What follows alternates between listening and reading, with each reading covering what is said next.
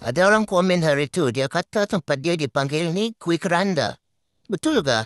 Tempat kamu dipanggil apa pula ni?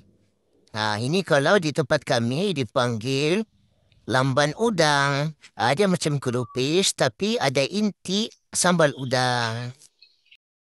Lamban udang ni memang sudah siap dibuat hari itu. Beliau ku sudah simpan dalam freezer. Kasih sejuk dia, kasih beku lah.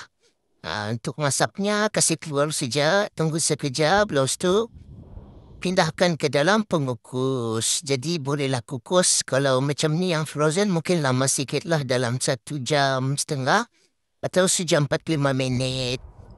Lepas tu bolehlah kukus bertingkat-tingkat macam ni. So sekarang tinggal tunggu masak. Rupanya mau tambah lagi. Tinggal tunggu masak.